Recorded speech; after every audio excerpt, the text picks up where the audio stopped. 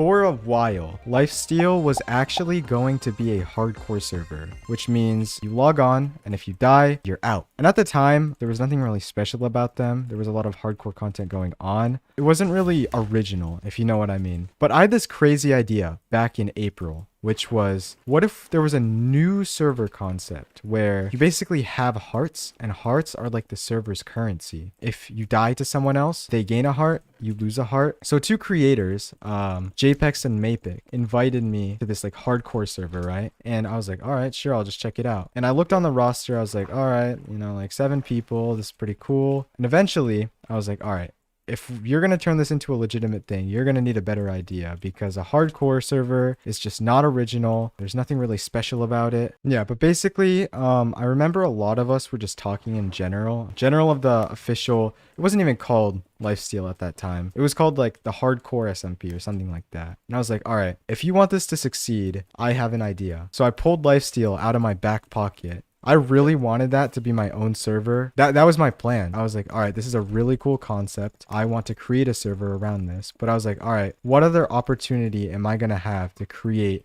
this LifeSteal SMP? So there it was. I just made it and the rest is history. There were also only like 7 players, so I had to do a ton of recruiting. I was like, all right, if we really want this thing to do well, I'm gonna have to invite some more people. So I remember I had like DM'd Jaren, I DM'd Radoon's Terrain, and I sent out like an invite to some YouTube creator server, and we ended up getting like, I don't know, 13 people for the launch, which was funny, right? Because when season 1 ended, people were like, all right, are we gonna run this back or not? And I was like, yes, we are. This is too cool of an idea to just let it go to waste. And people were like, all right, who's gonna own it? And then Spoke actually nominated me. He was like, actually, since Parrot came up with the idea, he should be the owner. I was like, sure, why not? Also, I'm going to be doing one of these every day, answering one question per day. So feel free to leave one down in the comments. There's a pretty decent chance I'll be responding to it. Bye.